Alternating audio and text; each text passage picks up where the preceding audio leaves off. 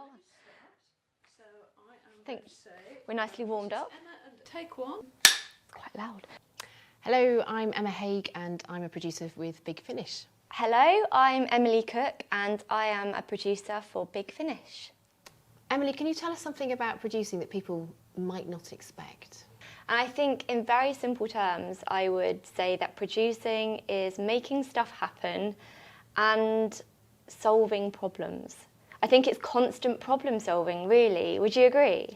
Yeah, absolutely. And it covers the full process of a production. Yeah. So often from concept, working with a writer and a script editor, beginning, very, very beginning at that sort of acorn of a story, right through all the story development and script writing, casting, actually recording, and then all the post-production process with the sound editor and musicians and so on and so forth, and even up to the sort of marketing and PR side of things, because the team need to understand the sort of premise of the story and the details of what went on in order to market it. So you are absolutely spread across the full life story of the story. Totally. And it's a privilege to be able to do that, isn't it? There are a lot of talented people at Big Finish, and that's one of the things I love about working with them and for them is the breadth of talent that we have in the script editing and the writers and the directors and the sound design and the musicians. They are all phenomenal, and what they create and those worlds that they create for us in our heads is just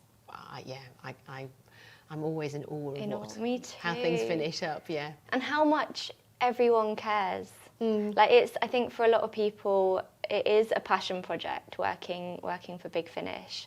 I know, certainly for myself and the ranges that I've worked on, they're characters that I watched in Doctor Who when I was growing up. Rose and Rani particularly, I produced box sets for both of those, and they're characters that I feel like I know really well and I love, and so to be able to produce stories for them is kind of a bit of a dream come true. And I think for a lot of people, not all at Big Finish, because I don't think you have to be a Doctor Who fan, it's not a prerequisite, but a lot of people are, and for them it becomes a real passion project. The 3 ranges that I've produced, Unit Brave New World, led by Brigadier Bambera, Rose Tyler, the Dimension Cannon, and Rani Takes on the World. All 3 of them are led by incredible characters who happen to be women. And that, for me, it wasn't a conscious choice of I'm only going to produce box sets that are female-led. It's just so happened that way. And I think that's a really good sign of, I think Doctor Who does generate incredible characters across the board. And for me, it's a real privilege to be able to work with those characters and think about what stories I want to tell for them. And I think it's really important to tell those stories. And I don't want to sit here and say only women can write for women, because I don't think that's true. But I do think that women write women very well because they've got lived experience. And I think it's really interesting to explore the very human side of being human, being female in a sci-fi context. I think that's really, really interesting. That interests me, certainly. Star Cops has this fantastic character called Kenzie, Pal Kenzie, who is played by Linda Newton, who originally played it on the television. And she's a fantastically strong-willed, powerful woman who gets things wrong, but learns from that and takes that experience and moves on. And her colleagues really admire her and support her for that. In Survivors, we've got Abby and Jenny, two of the original characters in the TV series, played by Carolyn and Lucy, and they the journeys that they've gone on and the experiences that they've gone through, they've just had to get on with stuff. It doesn't matter that they're female. And in order to survive, they've had to just either pick up things and run or take control, or the character of Jenny has become a politician in the new world, and how that has evolved. Wow. And so it's been really interesting exploring these different journeys that these characters go on. I've had the delight of in the Doctor Who world producing Georgia Tennant as Jenny. But no doesn't come into Jenny at all. It's not a word she understands, but she's so curious, and that she has that real energetic curiosity that she just wants to know more and to understand and yeah, don't tell me no, I can just go and do these things. Yeah. And it does get her into trouble, but that's part of the fun of the story. And the same with Charlie and Charlotte Pollard. She's got this real power and drive to her. And in the last box set we produced with the Eighth Doctor, she ended up with a lot of time on her own and having to get herself out of trouble, and learnt a lot more about herself through the journeys we took her on. For me, it's about good, strong, rounded, interesting characters, and if they happen to be female, then bring it on, you know. Yeah. All the better. And that's the 8th of March box sets that we've produced. The beauty of those is you bring together lots of different female characters who wouldn't normally find themselves thrown together, and we put them together in these different scenarios, and you just see how they can all work together and riff off each other. They're often chalk and cheese, but that's what works nicely, because they can bounce off each other and use their different characteristics and use their different abilities to work together and get them out of, well, generally out of scrapes, which we land them in. And adding to that mix of characters that you've already mentioned, I mean, I've talked about Rose and Rani, both incredible characters, but also the actresses, Anjali Mahindra and Billie Piper, are just formidable women. They are brilliant.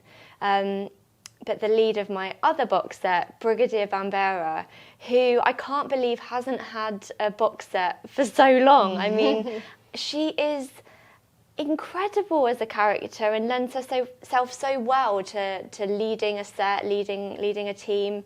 So I've had such fun working with Angela Bruce and seeing where her character is at in the 1990s. It's a unit set in the 90s, led by this incredible leader, and that was just a joy. I've never met anyone quite like Angela Bruce, and I don't think I ever will ever again.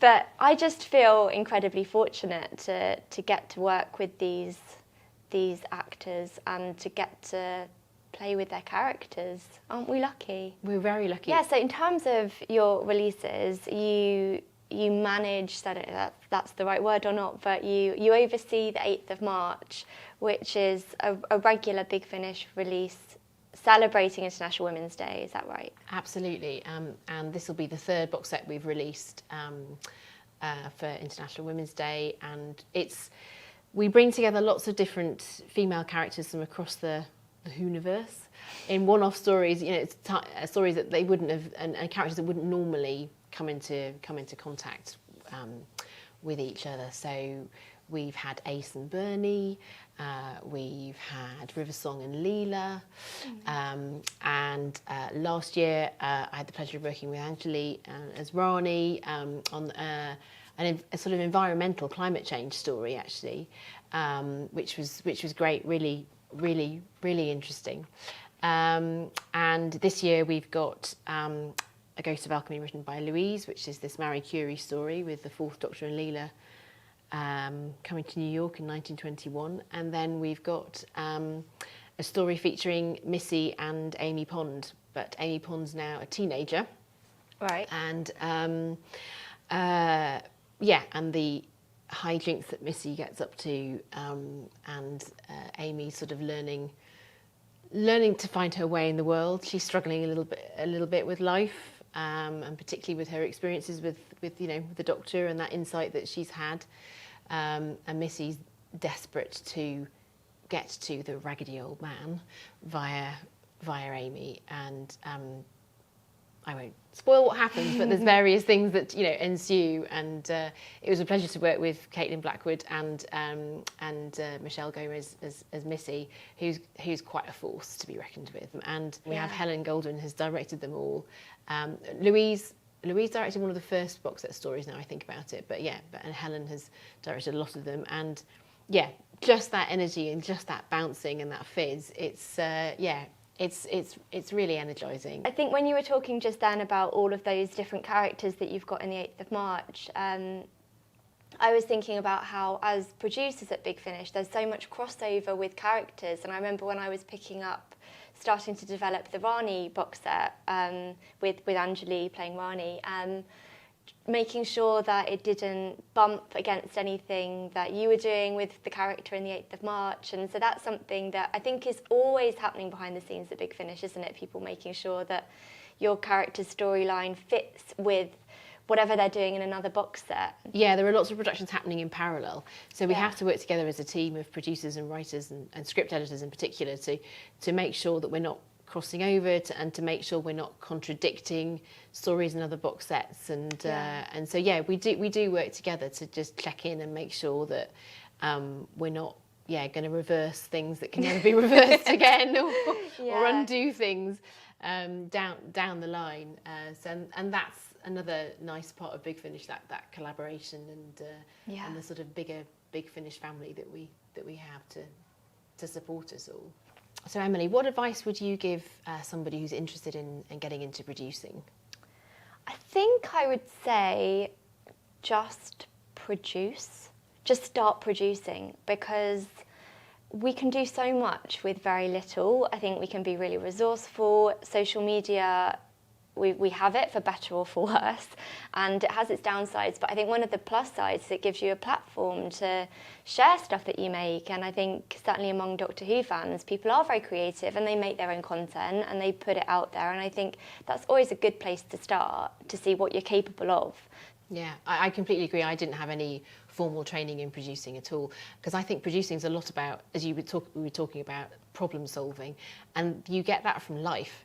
If you've got some good life experiences, then that's exactly what you need to bring into producing. But absolutely, to your point, get out there and do it. Don't be put off. Ask. Keep asking people for help, for advice, to do something. Experience shadowing. Absolutely, and keep asking that, because it might not be right for one company, but you'll find someone who can help you. And it's about storytelling. So think about how you tell a story, how you'd like to tell a story. We have, there are very sort of formal, traditional ways of telling a story, but there's lots and lots of different ways we can take that format these days. And be creative and be playful. I think we all tell stories in our life. Maybe some do more than others, but you don't have to define yourself as a writer or a storyteller in order to be a storyteller. I think we all are. I think that's a skill that you need to have. I think creativity is good. I think being a people person is really important with producing, and being able to have those networks of people and get on with them as well. I think that's really key. Thinking outside the box, I think, is really important. And I would say as well, being able to switch from a micro perspective to a macro perspective, because you need to have that overall view and vision of a project, but also be able to narrow in on, okay, well, what are we doing at this particular point? And just to pick up on your point about people and being a people person, I think empathy and being empathetic, you've got to learn. That's a really great skill to learn in life, but to particularly hone as a producer, because you've got to be able to understand where people are coming from, where writers are coming from, but you might have to push people in a direction that they're not comfortable with, be it, getting the story to change or getting them to meet a deadline, but you've got to be aware of the other things that are going on around people as well. I've been very lucky in my career. I haven't stumbled across many challenges apart from the sort of day-to-day of doing a job. For me, I'd say a challenge is, and I think I've channeled a lot of this into the Rani box set actually. I do still sort of feel that there is an expectation from society that women do certain things. And my own lived experience is that I do sometimes feel that pressure of like, well, when are you going to settle down? When are you going to start a family? And that comes from society in very, very odd ways. I won't go through them all. And I find that hard, because I then ask that question to myself and I go, well, when are you going to do that, Emily? And I don't know. The answer is I don't know. And I think times are changing. I think society is changing and getting better at going, like, women can be anything they want to be. They don't have to fulfill the traditional gendered stereotypical roles, but I think it's still there a bit, and I think it's okay to go, actually, what I'm doing is just as valid. It might not be what you expect me to do. It might not be historically what women have always done, but it's okay. I think, yeah, we're getting there. Things are We're changing. And if, the likes of Rani can keep blazing that trail, then we're in a good place. Go on, Rani. Emma, who are the women that inspire you in life generally, personally and professionally? Who inspires you?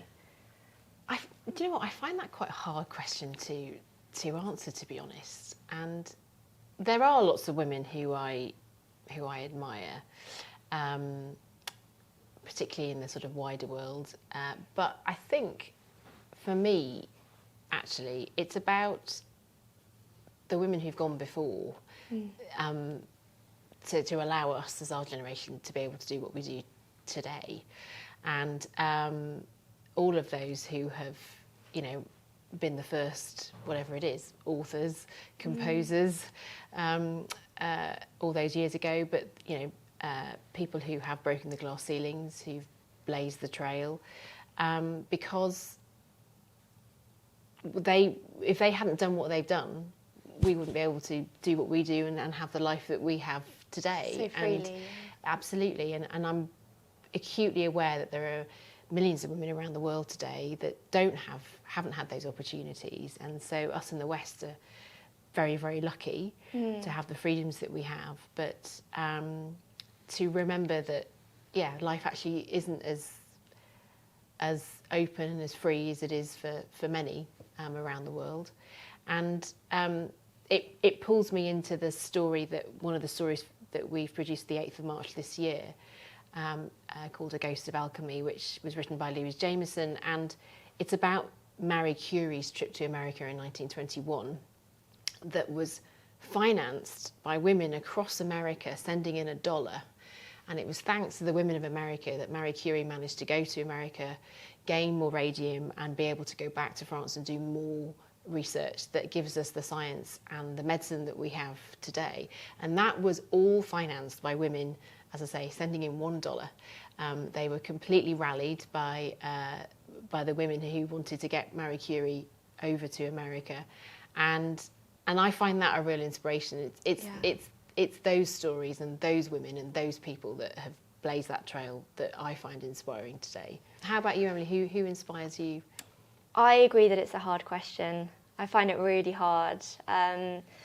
If I were to pick some specific names, I would start with my mum, because she means the world to me and she is such an inspiration. She's raised 3 daughters, and we're not too shabby. I think we turned out all right. I hope she'd say that. So my mum, definitely. Verity Lambert is a big inspiration of mine from the Doctor Who producing point of view. I think she was incredible, and she was right there at the beginning with Doctor Who and doing incredible work, and was so young and surrounded by men and just didn't really care. She got on with it.